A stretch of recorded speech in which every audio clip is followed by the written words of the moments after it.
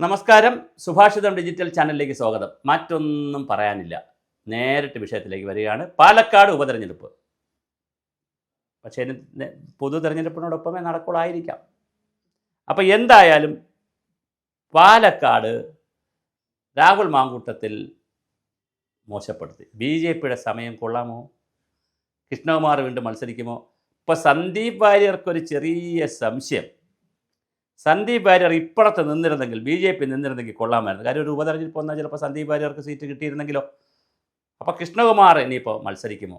അതോ ശോഭാ സുരേന്ദ്രൻ പാലക്കാട്? ശോഭാ സുരേന്ദ്രനെ നമ്മൾ കായംകുളം, തിരുവനന്തപുരം, വട്ടിയൂർക്കാവ്, കഴക്കൂട്ടം, തൃശ്ശൂർ എന്നൊക്കെ പറഞ്ഞിങ്ങനെ നമ്മൾ കേരളം മുഴുക്ക ശോഭാ സുരേന്ദ്രനെ കൊണ്ടുപോവുകയാണ് ഈ ചാനലുകളൊക്കെ. അപ്പോഴാണ് ഇനി ശോഭാ സുരേന്ദ്രൻ പാലക്കാട് നിൽക്കുമ്പോൾ. കാര്യം കൃഷ്ണകുമാർ പല റൗണ്ടിൽ നിന്ന് തോറ്റല്ലോ. എന്തായാലും പാലക്കാട് മണ്ഡലം കൂടി കൊണ്ട് കളയും എന്നുള്ള നിലയിലേക്കാണ് കാര്യങ്ങൾ പോയിക്കൊണ്ടിരിക്കുന്നത്.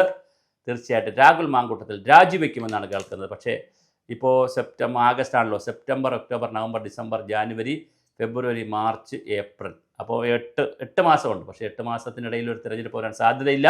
അപ്പോൾ തീർച്ചയായിട്ടും ഒരു വളരെ സീരിയസ് ആയിട്ട് ചിന്തിക്കുമ്പോൾ ഉപതെരഞ്ഞെടുപ്പിനുള്ള സാധ്യതയില്ല. പൊതു തെരഞ്ഞെടുപ്പാണ് വരാൻ സാധ്യതയുള്ളത്. ആ പൊതു തെരഞ്ഞെടുപ്പിൽ പാലക്കാട് BJP കൊണ്ടുപോകുമോ? കാറ്റ് അവർക്ക് അനുകൂലമായി വരുന്നുണ്ടോ? കാരണം കോൺഗ്രസ് അവിടെ വലിയ പ്രതിരോധത്തിലേക്കാണ് പോയിരിക്കുന്നത്.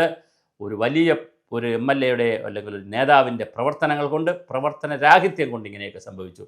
എന്തേ രാഹുൽ മാങ്കൂട്ടത്തിൽ 80 വയസ്സ് കഴിഞ്ഞ് വളരെ വലിയ വന്ധ്യവയോധികനായിരിക്കുമ്പോഴും, എന്ന് പറഞ്ഞാൽ മോശമായിട്ട് പറഞ്ഞല്ല, നല്ല സീനിയർ സിറ്റിസൺ ആയിരിക്കുമ്പോഴും AK ആൻ്റണി ഇവിടെ ജീവിച്ചിരിപ്പുണ്ട്. VM സുധീരനുണ്ട്, PJ കുര്യനെ പോലുള്ള ആളുകളുണ്ട്. അതുപോലെ ഒത്തിരി ആളുകളുണ്ട് ഇവിടെ, ഒരുപാട് പേരുണ്ട്. അതുപോലെ തന്നെ ഉമ്മൻചാണ്ടി സാർ മരിച്ചുപോയി. അതുപോലെ പിന്നെ ഇങ്ങനെ നേരെ എടുത്തു കഴിഞ്ഞാൽ ഒരുപാട്, തിരുവഞ്ചൂർ രാധാകൃഷ്ണൻ, അടൂർ പ്രകാശ്, KM മുരളീധരൻ, അങ്ങനെ എടുത്തു കഴിഞ്ഞാൽ 60ഉം 50ഉം ഒക്കെ കഴിഞ്ഞവർ വളരെ വലിയ നിരയുള്ളൊരു പാർട്ടിയല്ലേ ഇത്. അവരുടെ പേരിലൊക്കെ ഇത്തരം ആരോപണങ്ങളൊക്കെ വന്നിട്ടുണ്ടോ? ഇനി ചില കേസുകളൊക്കെ വന്നപ്പോഴും അവരത് വളരെ ഡീസൻ്റായി ഡീൽ ചെയ്തിട്ടുണ്ട്. പലരുടെ പേരിലും ഇതുപോലെ പല ആരോപണങ്ങൾ വരും, അത് ഡീൽ ചെയ്തിട്ടുണ്ട്. ഇത് കളിക്കാൻ അറിഞ്ഞുകൂടെങ്കിൽ കളിക്കിറങ്ങരുതെന്ന് പറയുന്നൊരു പ്രശ്നമുണ്ട്. അറിഞ്ഞൂടാത്ത കളി കളിക്കാൻ പോകരുത്. കളിക്കാൻ ഇറങ്ങിയാൽ കളി പഠിക്കണം.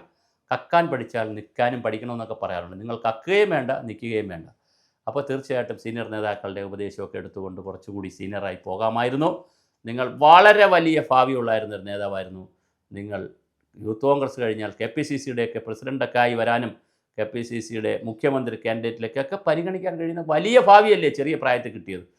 എല്ലാം ഇവിടെ നടക്കി കൊണ്ടുവച്ച് കുടമുടച്ച് കളഞ്ഞല്ലോ എൻ്റെ പ്രിയപ്പെട്ട രാഹുലേ. നിങ്ങൾ പാലക്കാട് മണ്ഡലം കൂടി കളഞ്ഞു കുളിച്ചു. BJPയുടെ സമയം തെളിഞ്ഞു വരുന്നു തോന്നുന്നു. എന്തായാലും പാലക്കാട് BJP കൊണ്ടുപോകാനുള്ള സാധ്യതയാണ് കാണുന്നത്. നിങ്ങൾ രാജിവെക്കേണ്ടി വരും. 8 മാസമുള്ളതുകൊണ്ട് ഒരു തെരഞ്ഞെടുപ്പ് ഉണ്ടാവാൻ സാധ്യതയില്ല. പക്ഷെ പൊതു തെരഞ്ഞെടുപ്പിൽ ആ സീറ്റ് BJPക്ക് നിങ്ങൾ കൊണ്ട് കടിയറ വയ്ക്കുന്ന രീതിയിലേക്കുള്ള പ്രവർത്തനം ആരംഭിച്ചിട്ടുണ്ടോ എന്ന് ഒരുപാട് ചർച്ചകൾ വരുന്നുണ്ട്. എന്തായാലും BJPയുടെ സമയം തെളിഞ്ഞുവെന്ന് തന്നെയാണ് നമുക്ക് മനസ്സിലാക്കേണ്ടത്. പാലക്കാട്, തൃശ്ശൂർ കഴിഞ്ഞാൽ അടുത്ത് പാലക്കാട് ഇങ്ങ് എടുക്കും.